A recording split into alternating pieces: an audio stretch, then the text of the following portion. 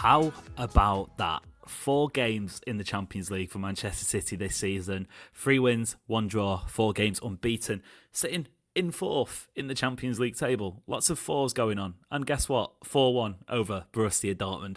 Welcome back to the City Ramble. If you are new around here, please make sure to hit the subscribe button. Trying to grow this channel as much as possible. Plenty of content, plenty of podcasts as well. We are originally a daily podcast, so you can get us on Spotify, Apple, etc.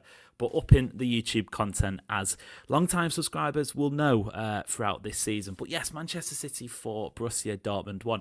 You'll probably see my background, my location is a little bit different this time around. Currently en route to Argentina for a trip there. So if you wanna keep up to date with my trip around Argentina, make sure to follow me on Instagram, AmosMurphy_. Shameless plug there. But we're not here to speak about me, of course. We're here to speak about those Blues who are just ticking along nicely, aren't they? Manchester City 4, Dortmund 1. Phil Foden with the fireworks on bonfire night. 2 goals, 1 either side of half-time. Obviously, Erling Haaland can't go a game without scoring, and I'm not one to complain. And Ryan Shaky in the 91st minute popping up with a goal as well. I am a grown adult. That will come as a surprise to nobody. But watching Ryan Shaky play football makes me feel like a kid again. Do you know that feeling you get when you first get into football and you have your favourite players, and they're almost always attackers, even though I actually had a really big soft spot for Nigel de Jong when he was at Manchester City. I did have him on the back of a shirt as well. And Gareth Barry. I used to have a pair of Gareth Barry's boots, and I tell you what, this might be exclusive information. Gareth Barry was a size 9 3/4 because he got his boots tailored to him, which I found fascinating at the time. But yeah, going back to it, that player, that Maverick number 10, who really gets you off your seat, whether you're watching in the stadium, you're watching at home, makes you sort of fall in love with football again. And I think that's what Ryan Shaky's doing. Obviously, he wasn't the main talking point. That Man of the Match award rightly goes to Phil Foden. He was excellent. But just a word on Ryan Shaky, because if we don't mention him again throughout this video, he was great again off the bench. I think that's a big win for City. I really do think that's a big win. They were going into this game with, off the back of that Bournemouth victory at the weekend, of course, which was a step in the right direction. Obviously, pretty much throughout the whole of this season, there have been moments that you want to see improved, and I don't think this game against Dortmund was any different. You know, the second, sort of the first half of the second half, if that makes sense, like from 45 minutes to around 65 minutes, City were a little bit shaky.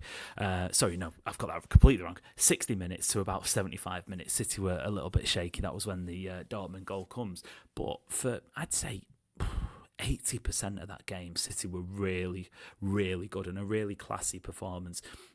Foden now saw a stat before that no player since the start of the 23-24 season has scored more goals for a Premier League club outside of the box than Phil Foden.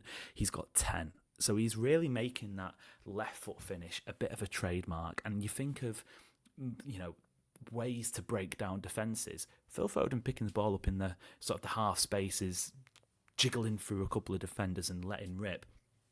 What an asset to have.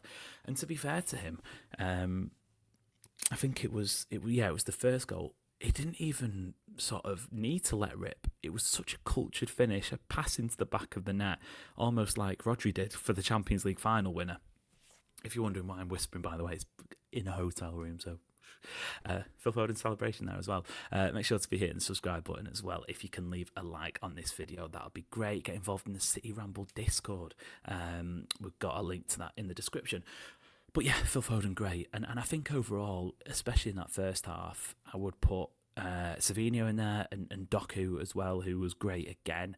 That attacking sort of front three, front four, including Erling Haaland as well, just looking really stylish. And I think there's been a few occasions this season where City have fielded different attackers and they've looked really kind of, you know, on the same wavelength.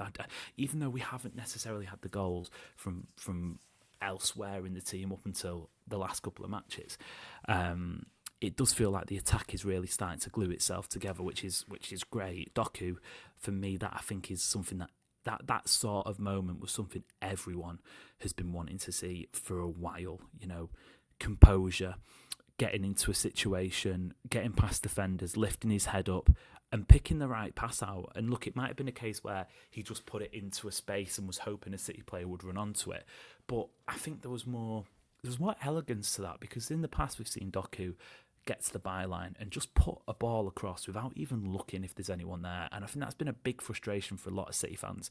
Whereas this time, he was more cultured, he was more composed, he sort of took his time. And that's something we've seen him do a lot so far this season, which is absolutely fantastic, because if he can get that consistency, then scary times for opposition defences. City go into the break at 2-0 in a really strong position, but you feel like we've been in a situation this season a couple of times where City have had a lead and they've not really been able to sort of build on that in the second half.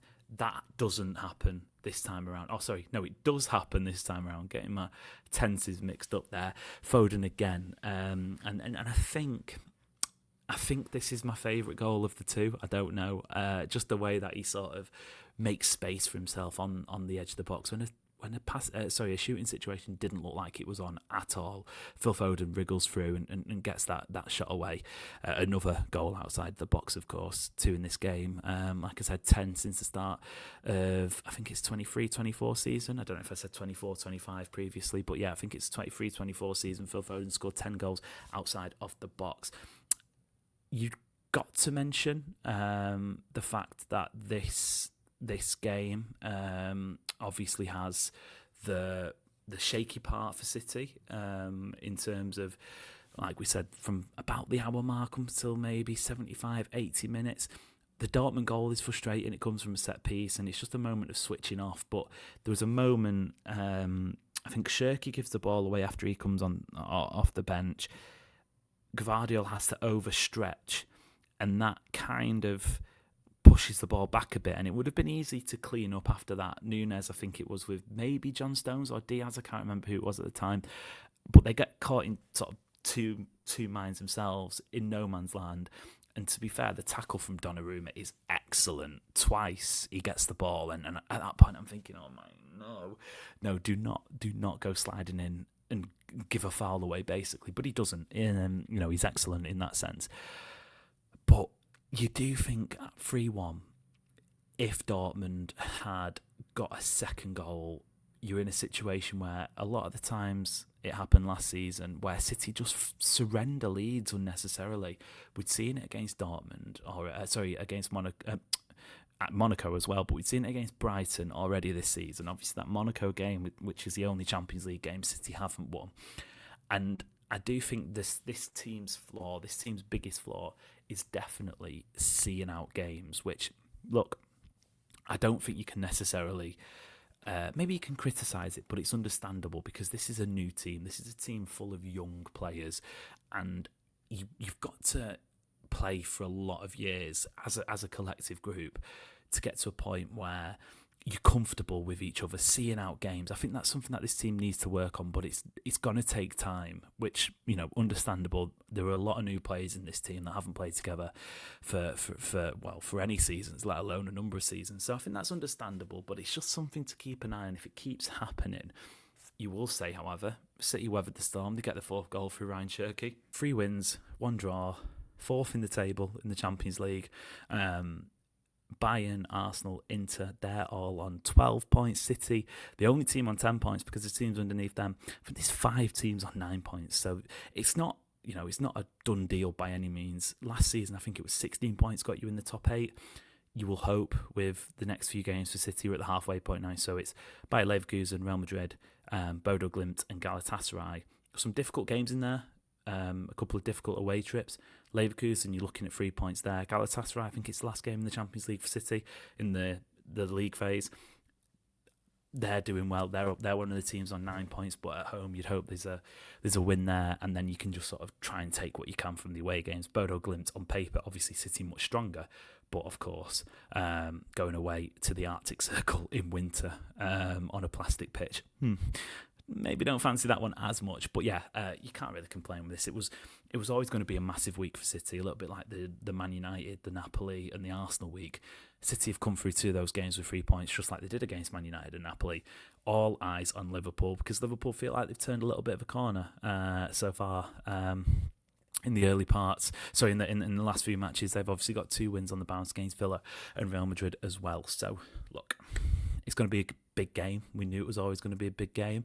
Fingers crossed, Etihad Stadium, we can get one over on Liverpool like we have done plenty of times in the past, of course, but obviously last season they got the win there. So a little bit of revenge might be on the cards. But if you've enjoyed the video, make sure to leave it a like, make sure to be subscribing. Hope you don't mind me kind of semi-whispering into the mic. I'm not trying to be mysterious, but it is getting on a little bit here, so I guess I'll go to bed. I'll leave it there, and until next time, it's been a pleasure. We will see you later.